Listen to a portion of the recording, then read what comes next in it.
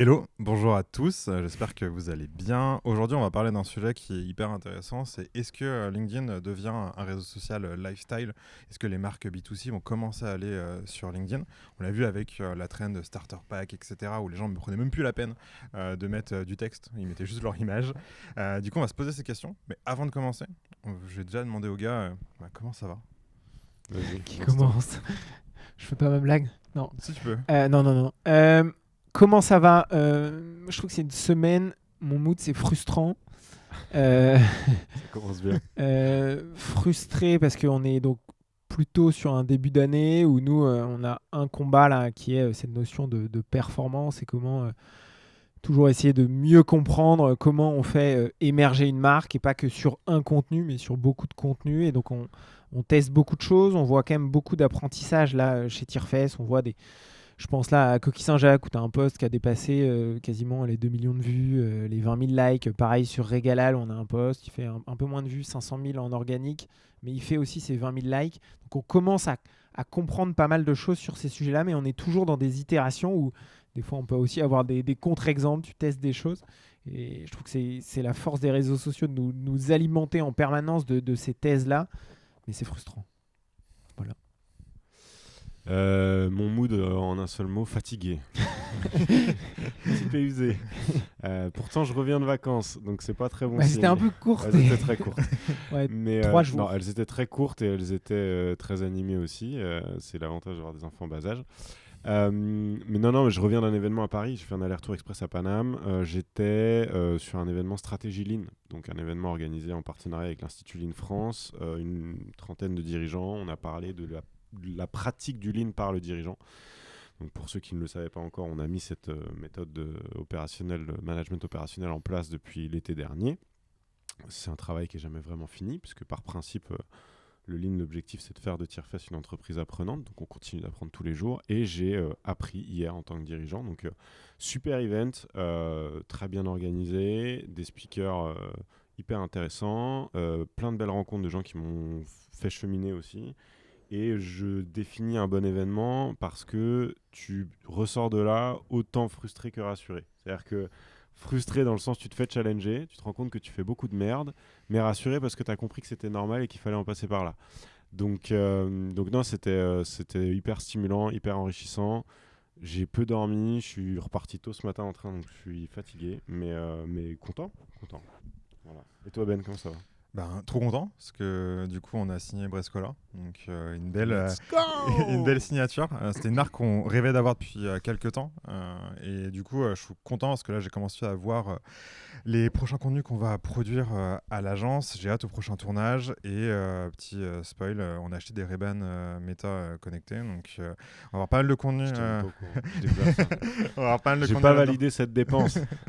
Et C'est Ben qui l'a payé. Ah, ça va, alors. et je pense que ça va être très très cool à utiliser. Déjà, j'étais comme un fou de voir les équipes qui le sont appropriées, sont direct parties en tournage ce matin avec. Donc, en fait, je pense que même l'agence est dans un mood vraiment cool, très focus sur la performance. On fait des formats qui marchent bien, on a des bons retours des clients, donc je suis heureux. Sur une bonne note, je suis assez content de voir le tableau se remplir aussi. Ouais. Parce que pour info, quand on dit qu'on a fait de la performance notre focus, on a un tableau dans le couloir de l'agence sur lequel on vient mettre tous les contenus qui ont atteint donc, le niveau de performance qu'on s'est fixé, hein, donc ce fameux 1% d'engagement par rapport aux vues. Et il se remplit bien en ce moment. Donc, je trouve que ça témoigne d'une super dynamique aussi et des bons résultats qu'on arrive à aller chercher. Donc Exactement. ça, c'est cool. Bravo la team. Ouais. Et merci les clients. De nous laisser faire des Merci la expérimentations, vie. parfois un peu douteuses. Bon, parlons LinkedIn, parlons de tout ça. Je sais pas si du coup vous avez vu passer de plus en plus de posts. J'ai vu des personnes qui ne publiaient jamais sur LinkedIn commencer à publier. J'ai vu des marques commencer à créer du contenu aussi. C'est quoi votre feeling par rapport à tout ça? Moi, mon ressenti, c'est que c'est un cheminement naturel. C'est-à-dire que ça fait déjà, je sais pas, 3-4 ans qu'on entend que LinkedIn devient le nouveau Facebook. Au fond, c'est pas une nouveauté, c'est quelque chose qui est, je pense, une évolution de fond sur qu'est-ce que une personne veut consommer, même quand elle est sur un réseau B2B, qu'est-ce qu'elle veut consommer comme type de contenu. Et mine de rien, des contenus qui divertissent, qui changent, qui racontent une histoire, que ça soit sur LinkedIn ou sur un autre, en fait, c'est ça qui crée le plus de likes, d'engagement. Et donc, automatiquement, les créateurs sur LinkedIn, ceux qui postent, vont chercher le plus d'engagement possible et donc tendent à créer ce type de contenu de plus en plus. Et donc, on va le voir aussi de plus en plus, que ce soit sur des personnalités, mais aussi sur des marques. Historiquement, LinkedIn est un peu moins fort sur cette partie. C'est le domaine de la com corporate, on va dire. Exactement, mais je pense qu'il y a aussi, en tout cas, et ça sera l'objet de notre discussion, une opportunité aussi pour les marques d'aller peut-être travailler sur ces OP un peu plus B2C.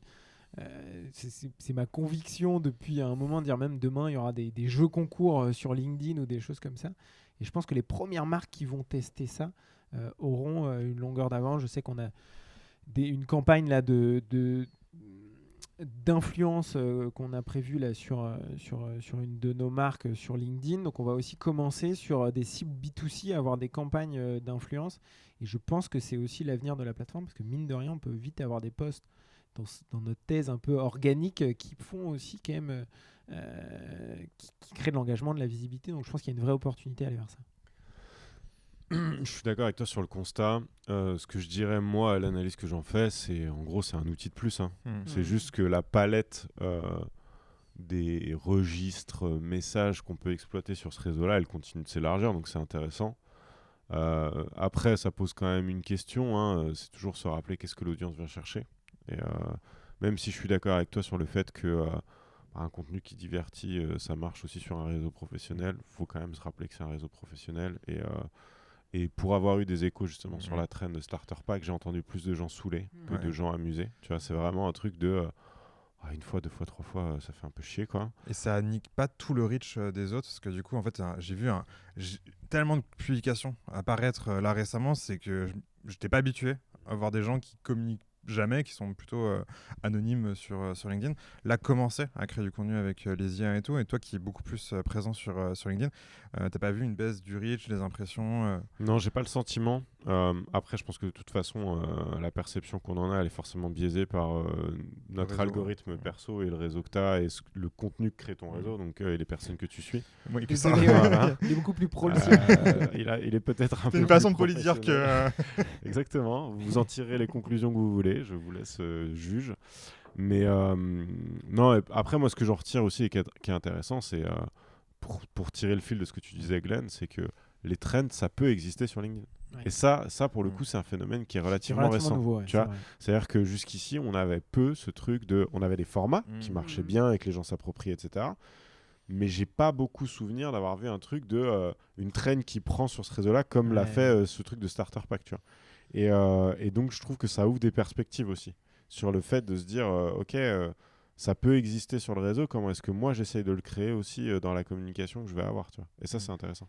Et tu l'as dit en préambule, c'est aussi l'IA qui va amener ce genre de choses. Oui. C'est-à-dire, tu vois, sur LinkedIn, il y a aussi les gens aiment tester des choses, et donc de voir ce nouveau jouet qui est un peu techno, et il peut avoir un lien entre le côté pro-perso qui est assez direct, je teste, je fais des itérations qui peut bien fonctionner. Et ça, c'est une des première trend de ChatGPT, mais là avec la création d'images, il va en avoir une l'accessibilité, elle est assez folle, et je pense que c'est aussi pour ça que les gens jouent le jeu. Je pense qu'on le voit beaucoup, c'est plus sur des posts statiques que sur des posts vidéo. Je pense parce que c'est beaucoup plus simple. On n'a pas eu plein de créateurs qui se sont dit tiens, on va filmer, on va faire des vidéos et des contenus là-dessus. Moi, ce que je trouve juste dommage là-dedans, c'est que du coup, en fait, tout le monde, c'est des copycats d'un peu de tout, que en fait, la trend est un peu noyée dans tous les éléments, etc. Et il y a peu d'analyse, il y a peu d'informations complémentaires. Je trouve que c'est ça que je disais, lifestyle et très divertissement, c'est que je regardais les gens qui ont fait le post avec le starter pack, t'apprends rien. En vrai, ils ont tous un iPhone, ils ont tous un Mac,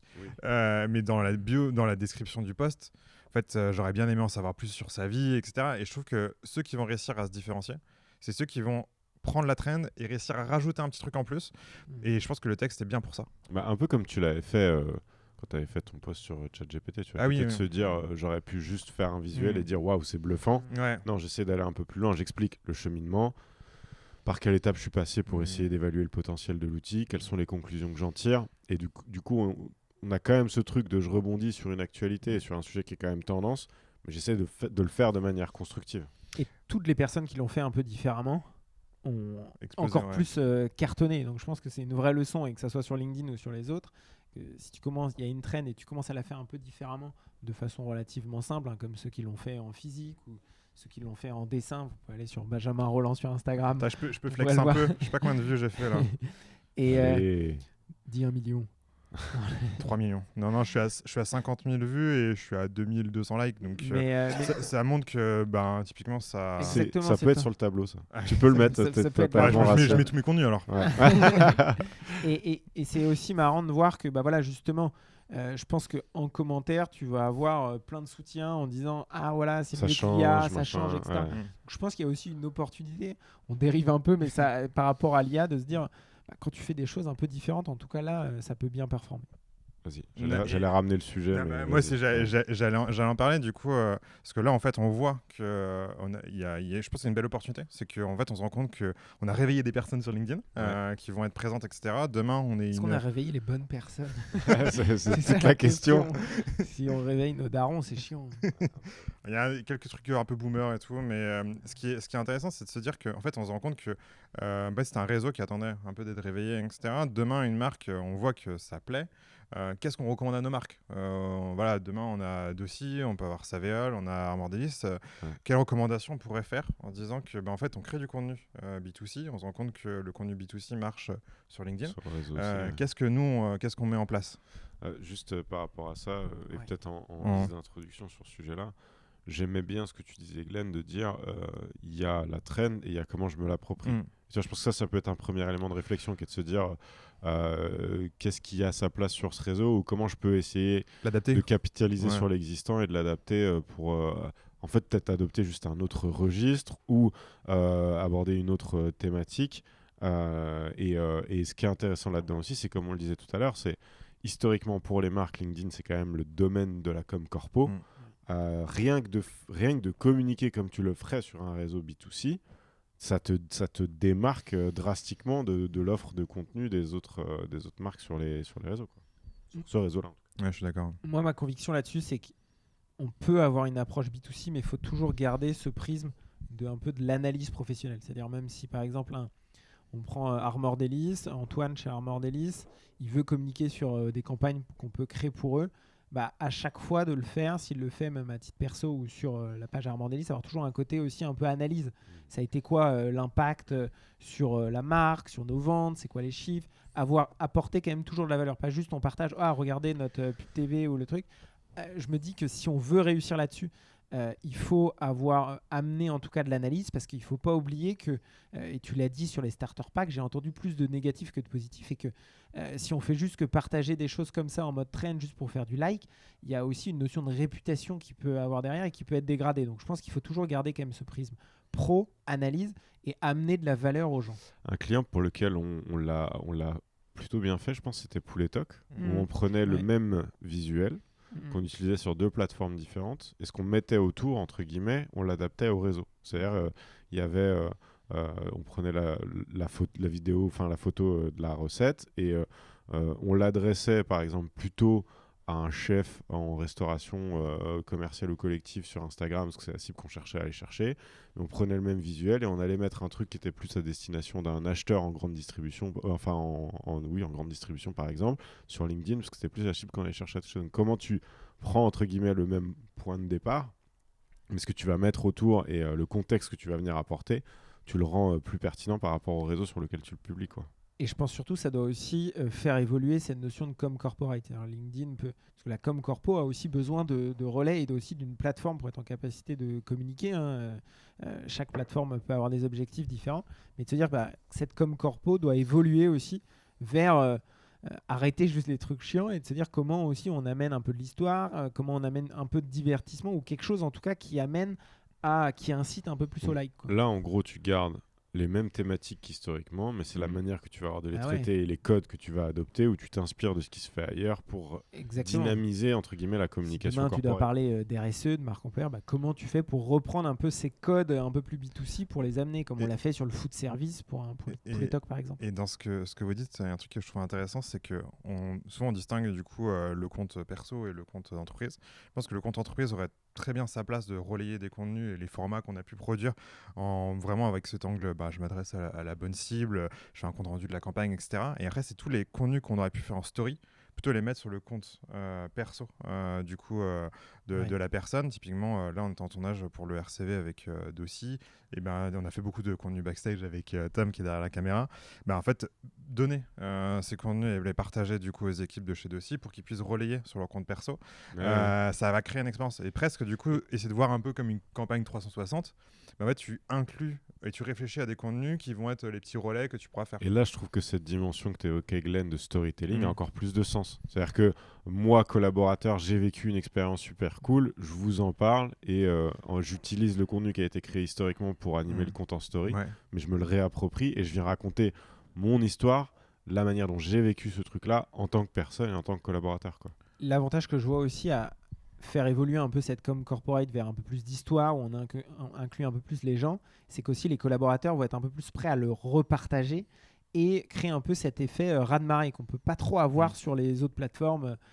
Tes collaborateurs le partagent en story, souvent les communautés, c'est du truc privé, c'est très faible. Là, on a moyen, des fois on a des groupes de 1000, 2000 personnes, t'imagines des fois les raz-de-marée qu'on pourrait faire sur LinkedIn.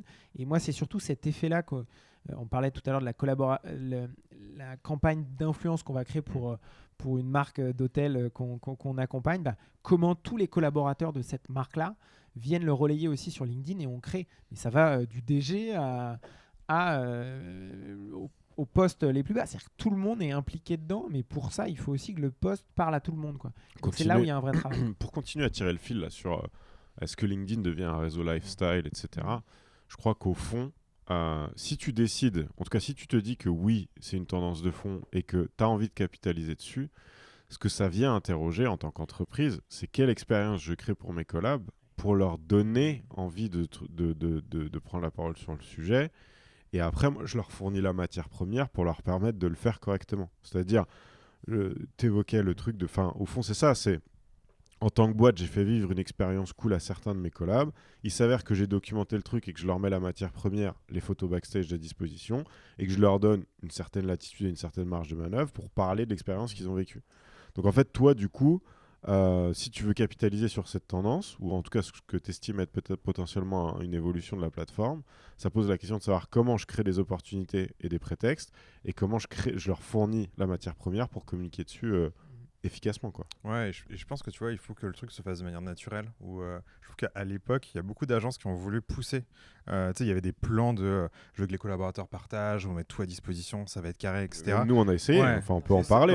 Nous, on s'est creusé la tête, on s'est posé la question de savoir comment on le faisait. Tu vois. Et ça marche pas. Et en fait, je me dis, tu vois, tu pars d'un moment, une expérience qui était trop cool.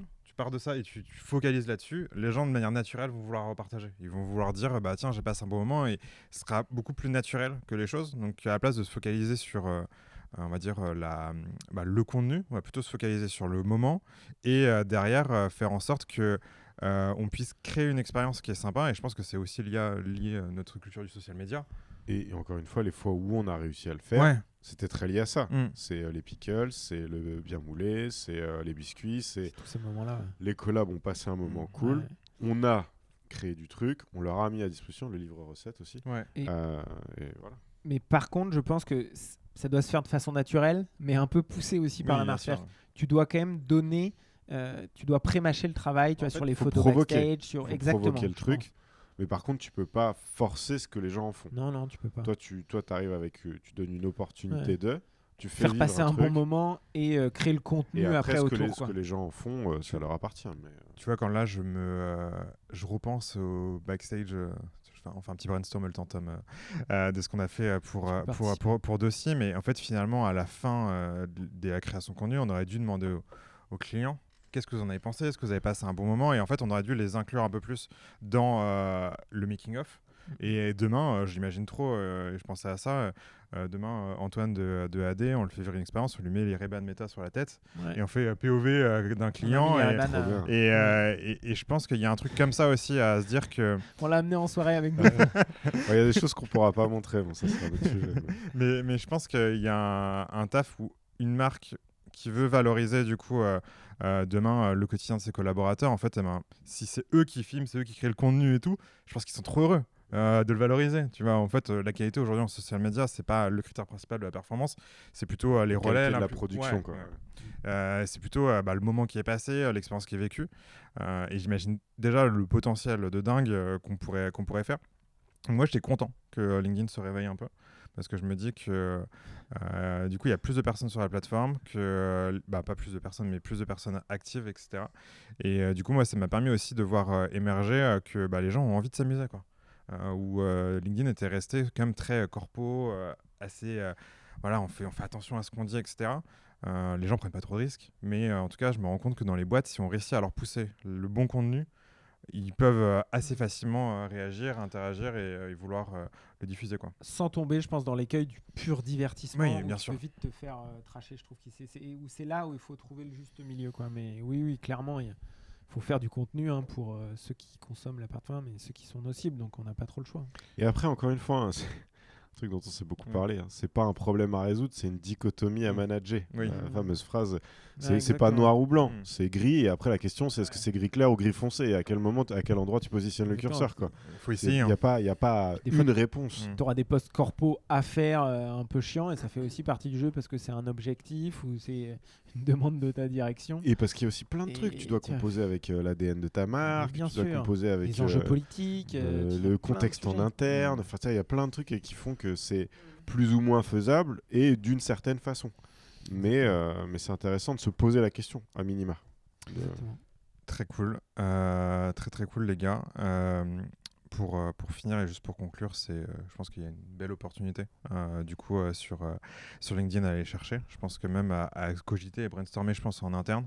S'il y a des clients qui nous écoutent, on est chaud et on serait hyper intéressé de pouvoir faire une table ronde. Un workshop, un workshop truc, tous ensemble. Hein. Ça peut être très sympa aussi de réfléchir à vos problématiques. Et pour finir ce podcast, parce que du coup on change un peu la formule, les gars, j'aimerais bien que vous fassiez une petite recommandation d'un conte, d'un bouquin, d'un film que vous avez vu. Let's go. Thomas, Je me lance. Ouais, Ok. vas-y. Donc moi je me suis remis récemment à créer du contenu sur Instagram que j'avais un peu délaissé, mais je m'étais fixé une contrainte, c'était que je peux pas y passer 15 ans non plus, et donc du coup la vidéo était de fait un peu exclue du truc, parce que même si j'adore le format, mine de rien, à produire, à monter, etc., ça demande un peu de temps. Donc je me suis tourné assez naturellement vers le carrousel, qui est un truc avec lequel je suis assez à l'aise, qui me permet de développer des propos, avoir plus de profondeur, etc. Et je suis tombé sur une vidéo d'un mec sur YouTube, alors c'est en anglais. Alors étonnamment, quand j'ai lancé la vidéo, il m'a fait le doublage automatique en français là. C'était affreux. Donc, du coup, je l'ai désactivé. Je l'ai jamais eu ce truc-là. Ah putain, c'est bizarre. Hein. Tu C'est regardes en vraiment anglais. chelou, Je hein. regarde rien en anglais. Et du coup, je l'ai regardé en anglais. Mais donc, la chaîne YouTube s'appelle Owen Meets Word. Et en gros, il fait une étude de cas. Enfin, il fait une analyse assez poussée. La vidéo dure 25 minutes, je crois. Sur comment lui et les marques avec lesquelles il travaille utilisent les carousels pour faire de la croissance organique quand on n'a pas les moyens ou pas envie de s'appuyer sur la vidéo. Donc je pense que ça peut répondre à des enjeux, soit de certaines personnes qui cherchent à créer du contenu mais qui n'ont pas forcément envie de se lancer dans la vidéo, soit potentiellement des marques qui ont des contraintes aussi et qui ne peuvent pas exploiter ce format, qui reste le format roi, on va dire, sur pas mal de réseaux. Mais je trouve ça intéressant de se poser la question de se dire comment est-ce qu'on peut faire autrement. Ça ouvre des perspectives, ça ouvre des portes. Donc on vous mettra en description ou dans la description du podcast ou de la vidéo le lien vers la vidéo d'Owen et potentiellement peut-être se faire un petit je peux essayer de faire un petit résumé Tom, qu'on peut voir comment on le met à disposition pour les gens qui n'auraient pas envie de se farcir une vidéo en anglais. Je me dévoue, je ferai ça pour vous, chers auditeurs. Merci, avec plaisir. Voilà, donc c'était ma trouvaille de la semaine que je trouvais hyper intéressante. Et toi Glenn? Choupi? Ouais. Non, j'ai dit. Moi, c'est une créatrice, je pense que tu dois connaître Ben, peut-être moins Thomas, qui est Fanny Algand. Je ne suis pas sûr du tout de bien le prononcer. Algande. Qui est une créatrice de contenu dans l'univers de la déco, archi d'intérieur. Et en fait, qui est hyper intéressante. Je ne sais pas combien elle a d'abos, 116. Ses perfs, c'est quoi? C'est, je vais dire, 100K, 200K en moyenne. Donc, des belles perfs, mais pas non plus, tu vois, incroyables. C'est du viral, quoi. Ouais, un truc vraiment constant. Et elle a réussi à faire quelque chose que d'autres n'ont pas réussi à faire, c'est que Elle n'a pas un intérieur de fou, elle vit dans un appart qui est pas dingue. Et pour autant, elle a réussi à créer un format récurrent où elle vient proposer, je sais pas, tu as besoin d'une brosse à toilette, elle te fait un benchmark de toutes les brosses à toilette. Et tu vois, sur tous les sujets où tu peux te poser des questions quand tu arrives aux finitions de ta maison, tu as envie que ta brosse à toilette, tes poignées de porte, tous ces éléments-là de détail, tu saches sur quel site aller. Et en fait, elle a fait des séries de vidéos comme ça sur tous les éléments de ta C'est déco trop bien. à prix raisonnable, juste face cam, bonne énergie, tu vois, bonne hook à chaque fois, et elle vient te décrire tous les éléments. Ça touche, je pense, un public C'est relativement hyper large. accessible à ce que j'allais dire. Exactement. Et souvent, tu vois, et moi le premier, hein, quand tu crées du contenu, tu t'inventes toujours des excuses. Ah non, mon intérieur est pas assez beau. Ah non, j'ai pas les moyens de ça ou ça. En fait, elle a trouvé la solution. Elle l'a fait de façon hyper simple, hyper directe. Elle l'a répété. Et ça répond à une problématique concrète qui n'était pas adressée par d'autres créateurs. Et ça cartonne, quoi. Alors, je sais pas Elle a un quel est son ton niveau. aussi qui est très Ouais, humoristique. elle a toujours la petite touche un peu drôle. Elle est juste dans ce qu'elle fait. Et Il y a un taf d'écriture. Je trouve que il y a un bon taf d'écriture. Ce qui est intéressant dans ce que tu décris là, c'est aussi que moi, quand tu m'as parlé, tu as commencé à me parler d'éco archi intérieur, je me suis pensé à un truc assez premium, tu vois. Exactement. Tu vois, tu penses très Ouais. vite, truc un peu haut de gamme, avoir des jolies choses, ça coûte vite cher. Et en fait, quand tu me parles de poignée de porte, de Ouais. brosse à toilette, j'imagine de elle plein coûte de assez cher comme les. Non, mais elle a toujours un bench justement même d'une alternative à te dire bah regarde cette table tu vois à 1000 balles, mais en fait je l'ai trouvée aussi à 100 euros. En fait, Ouais, c'est moi, intéressant. ce qui m'intéresse là-dedans, c'est pas d'excuses pour créer du contenu. C'est-à-dire que tu peux, même avec pas grand-chose, réussir à faire un contenu de qualité. Et deuxièmement, ça répond à une problématique consommateur. Tu pars pas dans un truc trop perché et qui va parler à 15 personnes. Tu as un truc pragmatique qui va parler à chaque fois à une centaine de milliers de personnes. Good job, Fanny. Trop bien. Et Ben. moi, ma petite reco, hein, c'est toujours je pense que c'est un peu le sujet du moment. Pour moi, c'est du coup les Ray-Ban. Il y a un super compte sur TikTok. Vous en avez D'ailleurs, parlé. tu m'as convaincu, je vais en acheter, je pense. Mais Euro. Non, mais je vais tester mes trucs pour la musique, là. Ok. Ça me donne des idées. elles sont. Allez, non. Je prendrais peut-être celle du bureau déjà. Ouais, et puis on ouais, verra. test. à tester parce qu'elles sont. Il y a deux modèles du coup qui sont intéressants. Donc il y a un modèle un peu plus cher que l'autre. Il y a quand même des limites au niveau enregistrement et record. Le format, c'est un format 4/5e, c'est pas un format 9/16. C'est pour ça que Laurent, quand il fait ses vidéos, du coup, souvent il y a des bandes noires en haut et en bas. Mais ce qui est intéressant, c'est aussi d'aller sur le compte TikTok et Insta de Meta Ray-Ban où en fait il y a beaucoup de cases d'usage des Ray-Ban et en fait tu te rends compte que tu peux le faire pour tout et n'importe quoi. Et surtout que en fait, souvent les gens ont beaucoup associé ça au prank avec Laurent Baffy, mais alors qu'en fait, je trouve qu'il y a plus un côté POV, première personne. Immersif, quoi. Ouais, Un truc, qui est intéressant et du coup on peut raconter de belles histoires. Typiquement moi je me disais à l'agence les backstage c'est avec les Ray-Ban. Quand tu vas quelque part à un événement, que ce soit nous à la place de filmer avec l'iPhone, on fout des Ray-Ban et en fait t'as un truc de tu fais, je sais pas, il y a quelqu'un qui fait une conférence, etc. Tu intègres des plans dedans avec tes Ray-Ban. En fait, ce que je trouve génial là-dedans, c'est que en fait, tu vis le moment et t'es pas avec ton téléphone à essayer de réfléchir à des choses. Non, t'es juste tranquille, tu fais ce que tu as envie de faire. Et tu vois, vous preniez l'exemple la dernière fois du défilé, parce que du coup, vous avez eu la présentation. J'étais maté pas mal de vidéos de mode et tout. Et en fait, c'est fou, mais le regard de la personne cadrera toujours mieux que si tu étais avec ton téléphone. bien sûr. Ou quand tu vois la personne regarder les chaussures, regarder le chapeau rester figé sur le sac.